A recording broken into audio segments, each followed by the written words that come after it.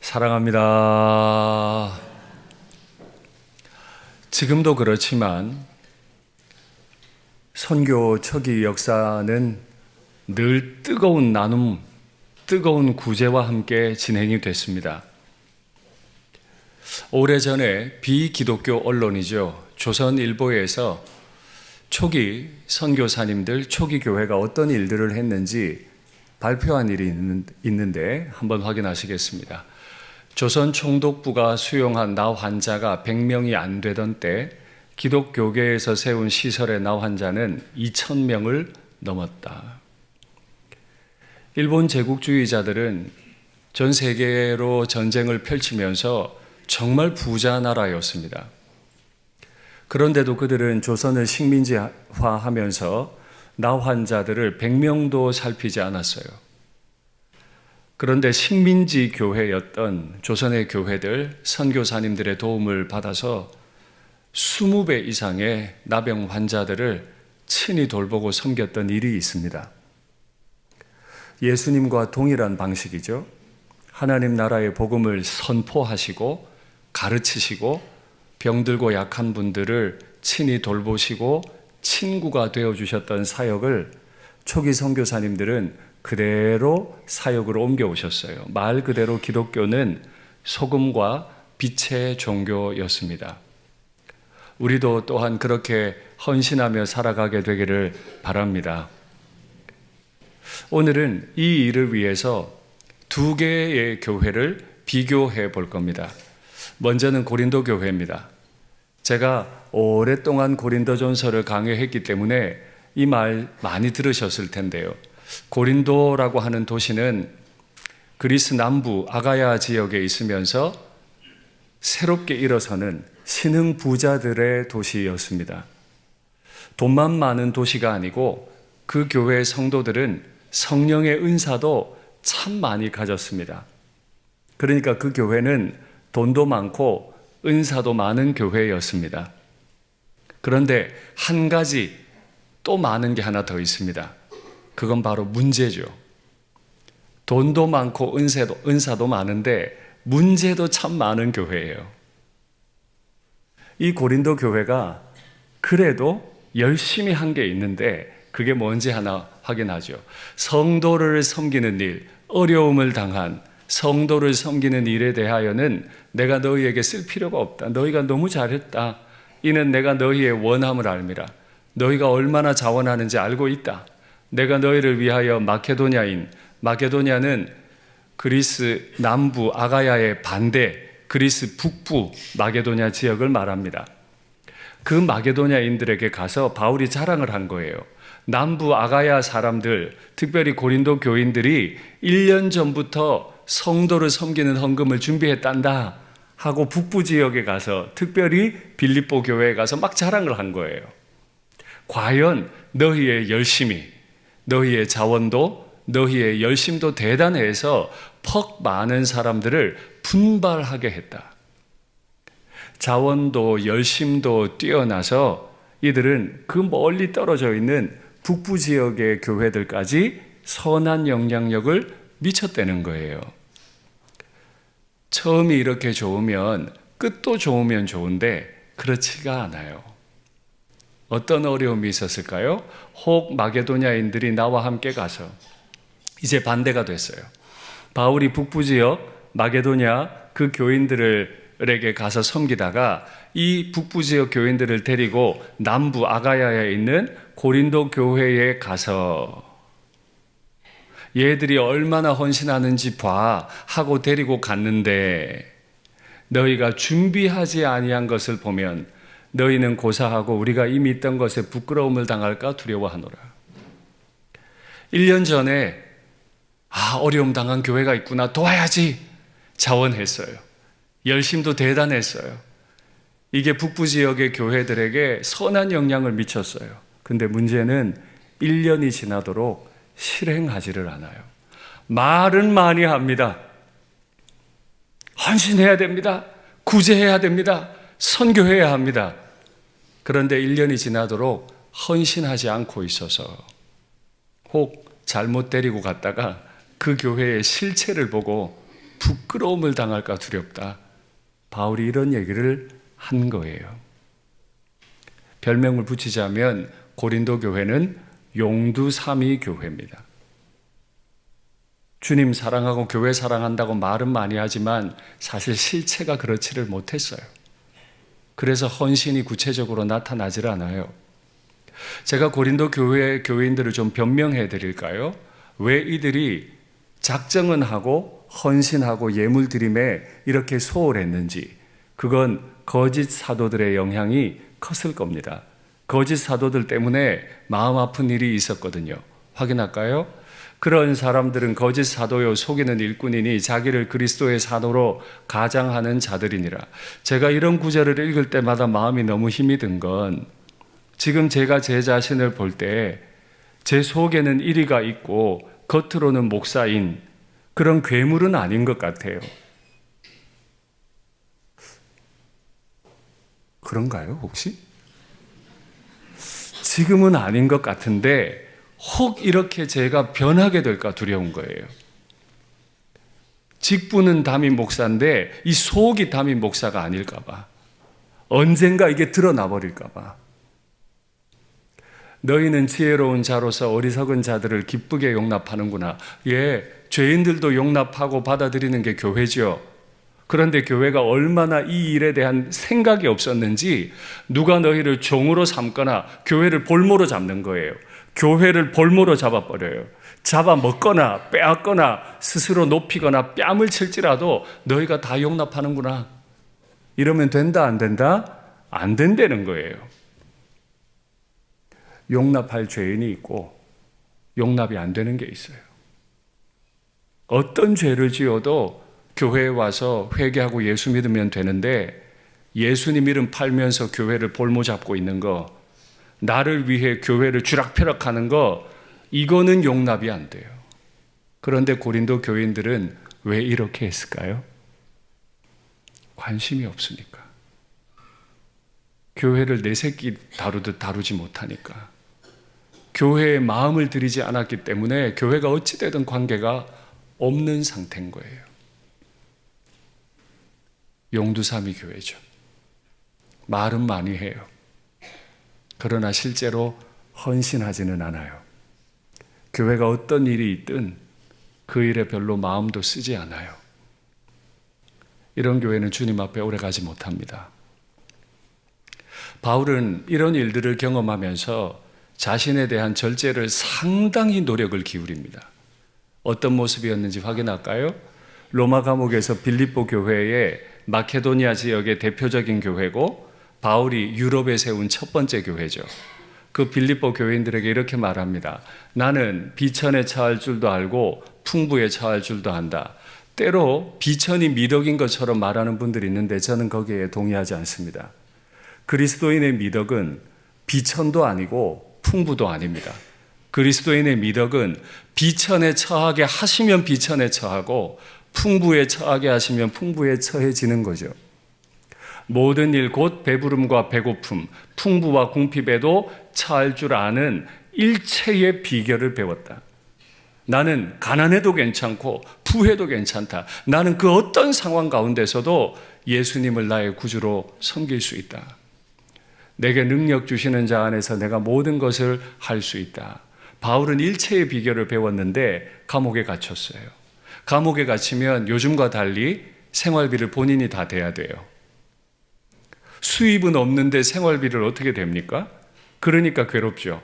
그러나 너희가 내 괴로움에 함께 참여하였으니. 빌립보에서 로마는 굉장히 먼 거리예요.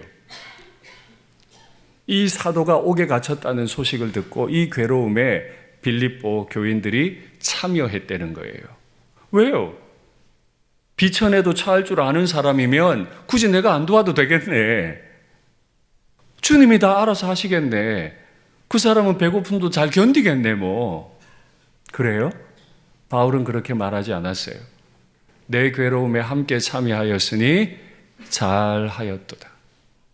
내 일에 참여한 교회가 너희 외에 아무도 없었느니라. 바울이 세운 교회가 얼마입니까? 바울을 통해 복음 받은 분들이 얼마예요? 그런데 정작 바울이 생활비 될 돈이 없을 때 돌아본 교회는 빌립보 하나밖에 없었다. 두 번째 교회를 소개합니다. 바로 빌립보 교회입니다. 그들은 오래된 지역, 마케도니아 지역에 있었고 그 마케도니아 지역 중에 비교적 부유한 도시에 살았습니다마는 예수님을 믿게 되는 순간 그들은 가난해졌습니다. 유대인 공동체에서 쫓겨나야 했고 유대인 공동체가 운영하는 사업장에서는 일할 수 없는 실직자들이 많아졌습니다. 그들은 형편이 좋은 사람들이 아니었어요. 어려웠습니다. 그들은 작은 사람들이었지만 믿음의 크기는 큰 영적 거인이었습니다. 고린도 교회는 많은 걸 가졌지만 용두삼위 교회라면 빌립보 교회는 적게 가졌어도 영적 거인의 교회였습니다. 우리 일산교회는 어떤 교회가 되면 좋을까요? 우리 일산교회에 속해 있는 모든 믿음의 가족들은 어떤 가정이 되시기를 원하세요? 말은 많이 하는데 교회를 볼모로 잡고 있는 내 영광을 위해 교회가 필요한 용두삼위 교회가 되기를 원하세요? 아니면 비록 우리는 작은 자들이지만 주님 앞에 헌신해서 영적 거인으로 쓰임받기를 원하세요? 도대체 이 마케도니아, 특별히 빌립보 교회는 어떻게 이렇게 주님 앞에 헌신할 수 있었을까요? 바울이 이렇게 말합니다. 환난의 많은 시련 가운데서, 환난이 없지 않았습니다. 편안하지 않았어요.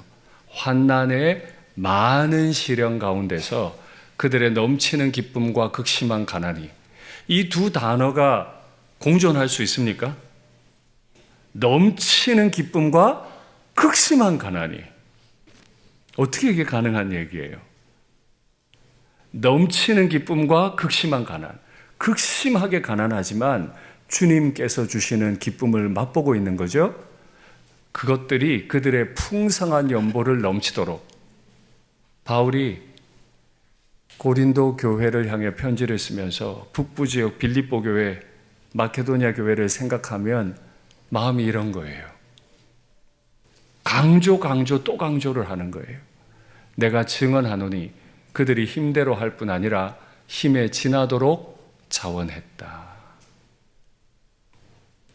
오늘 담임 목사로서 어려운 부탁을 드리려고 해요. 주님의 교회를 섬기고 주의 형제들을 섬기는 일은 힘 되는 대로 하는 게 아닙니다. 그냥 내 형편대로 하는 게 아닙니다. 힘에 지나도록 하는 겁니다. 힘에 지나도록이요. 우리 믿음의 선배들께서 한국 교회를 이루어 오실 때 적당히 되는 대로 하던가요? 아니죠. 안 잡수시고, 안 입으시고, 안 바꾸시고, 몸된 교회를 위해 다 헌신한 결과가 지금 나타나는 거 아닙니까? 제가 마음이 답답한 게 우리 자녀들이 이 교회를 이렇게 받들 수 있을까?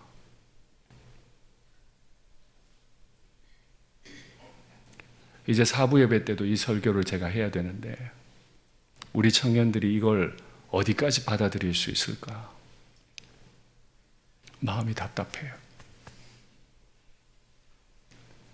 11조의 문턱을 넘어서는 게 왜 그리 어려운지. 요즘 아이들 초등학생도 5,000원짜리 커피 마시는데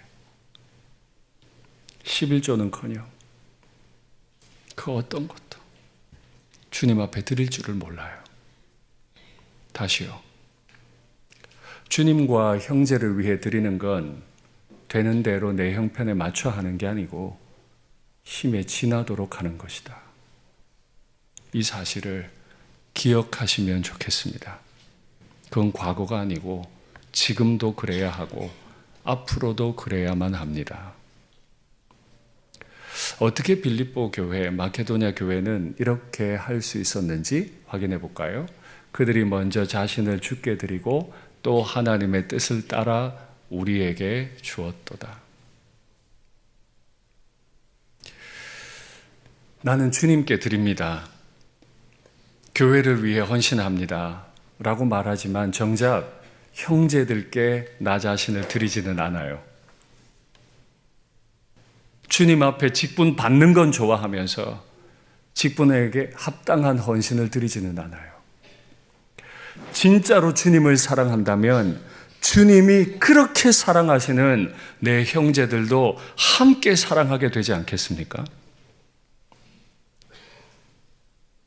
말만 하는 사람들은 결코 주님 사랑하는 분들 아닙니다.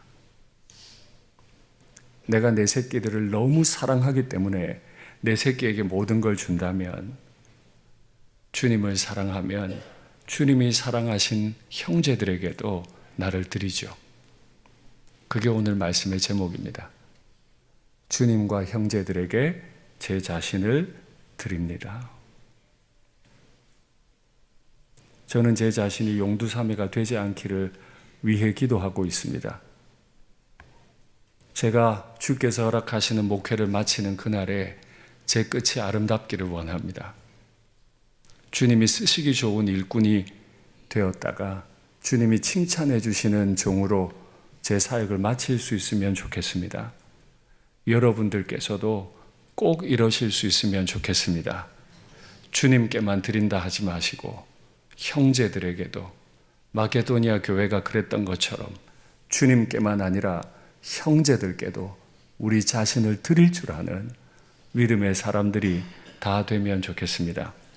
제가 설교를 처음 시작하면서 초기 선교사님들에 관한 이야기를 잠깐 말씀드렸는데, 정말 많은 선교사님들을 존경하고 좋아하지만 제가 특별히 좋아하는 선교사님은 베어드 선교사님 가족입니다. 윌리엄 베어드와 애니 베어드 선교사님인데요. 특별히 오늘은 부인이 되시는 애니 베어드 선교사님 이야기를 좀 해보려고 합니다. 이 두 분은 1890년에 조선 땅에서 선교사로 오셨다가 그해 1890년에 결혼을 하셨어요. 서로 모르는 채로 왔다가 한국에서 만나 결혼을 했고 신혼방에서 성경 공부를 시작을 했습니다. 그 도시가 부산입니다.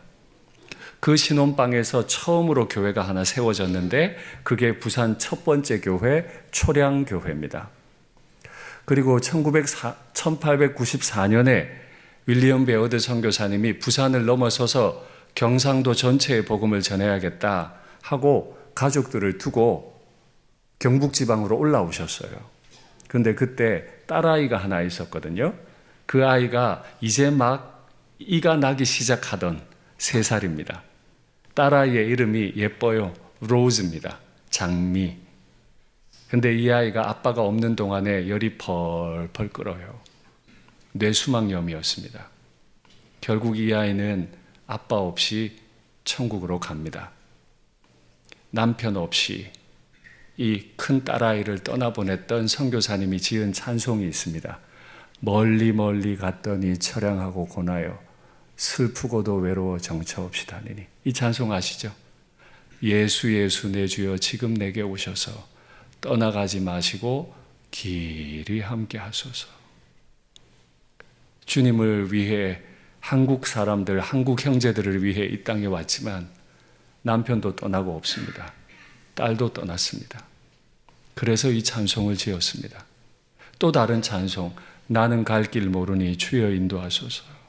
어찌해야 좋을지, 어디로 가야 좋을지 나는 알지 못합니다. 얼마나 외로우셨을까요? 이분이 한국어를 참 잘하셨어요. 그래서 외국 찬송가를 우리말로 많이 번역도 하셨거든요. 인애하신 구세주여 내가 비오니. 이런 찬송들을 통해서 한국교회에 영향을 많이 미쳤어요. 그런데 이 선교사님의 아이가 천국을 갔을 때 이 선교사님 애니 베어드, 한국 이름 안에리, 이 안에리 선교사님이 미국에 있는 친정어머니에게 이런 편지를 보냅니다. 딸을 무덤에 묻고는 이런 편지를 보내요. 5월 13일 장미꽃이 가장 아름다운 계절 아닙니까? 하필이면 주일이에요. 아이가 보통 잠자리에 들던 그 시간에 짧은 생애가 끝났습니다. 3살이에요. 이제 이가 나기 시작해요. 어머니가 짜주신 조그만 흰옷을 입히고 새 신발을 신겼습니다. 미국에 계시는 외할머니가 얼굴 보기 어려운 손녀딸을 위해서 얼마나 정성스럽게 옷을 지었을까요? 그게 장례 때 입는 수의가 돼버린 거예요. 조선 부인들이 들꽃을 꺾어 아이 곁에 두었습니다. 무덤을 넘어서는 소망을 갖지 못한다면 어떻게 이런 어려운 순간들을 살아나갈 수 있을까요? 이게 정말 외로웠던 선교사님이 친정어머니께 보낸 편지였어요. 저는 양화진에 가서 이 내외분의 기념비 그리고 그 옆에 있는 두 아들의 묘비를 보고 그 앞에서 기도하는 걸 좋아합니다. 우리 교회 초대 당회장이셨던 에드워드 밀러 선교사님의 어머니 엘리자베스 밀러의 묘비 그 앞에서 바로 대각선으로 보입니다. 에드워드 밀러의 어머니 엘리자베스 밀러 선교사님의 묘비 바로 정면에는 언더우드 선교사님 가정이 있고요. 그 바로 옆이 지금 말씀드리는 베어드 선교사님 가정의 기념비와 묘비인데 한번 볼까요? 네. 제가 아주 오래전에 교회 부임하고 초기에 저 사진을 보여드린 적이 있습니다. 왼쪽에 큰 사진이 윌리엄 베어드, 애니 베어드 선교사님 내외분의 기념비입니다. 왜 묘비가 아니고 기념비인가 하면 저 두 분의 무덤은 평양 숭실학교에 있습니다. 그러니까 기념비예요. 그리고 오른편에 작은 건 로즈의 동생이죠. 둘째, 셋째 아들이 엄마 아빠의 뒤를 따라 한국에서 선교하다가 여기서 돌아가셨어요. 그래서 이곳에 묻혀 있는 겁니다. 저 묘비 앞에서, 기념비 앞에서 제가 기도하는 걸 참 좋아합니다. 결국에 1894년에 큰아이를 떠나보내고 1908년에 이 안에리 선교사님이 암을 얻게 됩니다. 그리고 미국에 돌아가서 치료를 받고 다시 돌아오는데 다시 암이 재발해요. 50대 아주 초반입니다. 재발한 건 훨씬 그 전이고요. 그러니까 또 가족들, 주변의 선교사님들이 빨리 미국 가서 치료받고 와라 했겠죠. 그때 선교사님이 거부합니다. 내가 미국으로 또다시 간다면 내 남편의 선교 사역이 멈추어지게 될 겁니다. 나 몸 치료하자고 선교 사역 멈출 수는 없습니다. 하고 치료를 거부하고 한국에 남으세요. 그리고 곧 세상을 떠나시게 됩니다. 세상을 떠나시기 직전에 쓴 마지막 일기가 있습니다. 그 마지막 일기 한번 볼까요?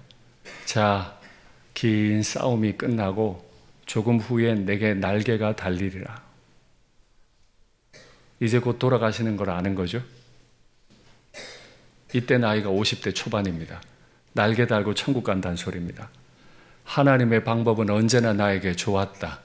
그래요?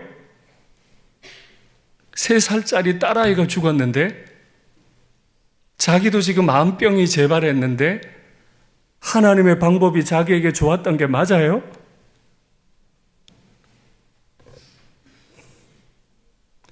이제 시간이나 힘이나 능력이나 성별의 제약이 없는 곳에서 주님을 영원히 즐겁게 섬기기를 고대한다.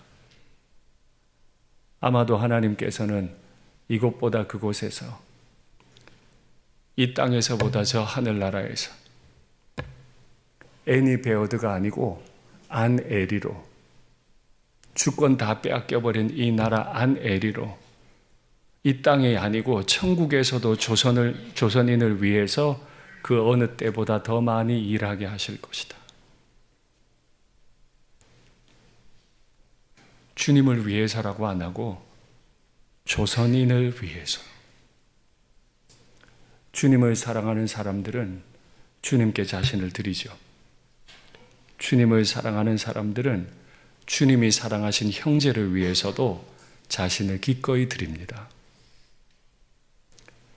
제가 이 기념비와 묘비 앞에 서면 늘 읽게 되는 글이 있는데 이 두 비석 안에는 두 구절의 성경 구절이 적혀 있어요. 부모님의 성경 구절, 자녀들의 성경 구절이 따로 있는데 그 구절을 소개하죠. 그러나 이 모든 일에 우리를 사랑하시는 이로 말미암아 우리가 넉넉히 이기느니라. 내 남편이 나를 두고 갔어도, 내 딸아이가 3살에 떠났어도, 내가 암이 재발해서 이 땅을 떠나야 해도 이 모든 일에 나는 넉넉히 이긴다. 그 부모님의 신앙 고백을 보았던 두 아들들은 그의 비석에 이렇게 새겼습니다.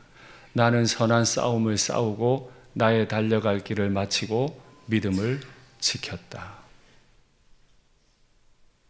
제가 꿈꾸는 거 하나, 저의 신앙 고백이 로마서 8장의 고백이고 저에게 있는 3 딸들의 신앙 고백이 디모데에게 전한 바울의 고백이기를 원합니다.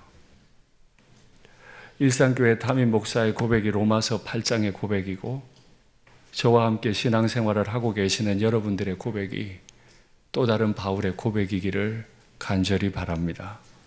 말씀을 맺겠습니다. 어떤 교회는 말만 하는 용두사미 교회입니다. 어떤 교회는 극심한 가난과 환난이 있지만 주님과 형제에게 자신을 기꺼이 드릴 줄 아는 영적 거인의 교회죠. 주님 오시는 날까지 우리 일산교회와 일산교회에 속한 모든 믿음의 가정이 영적 거인이 되기를 간절히 바랍니다.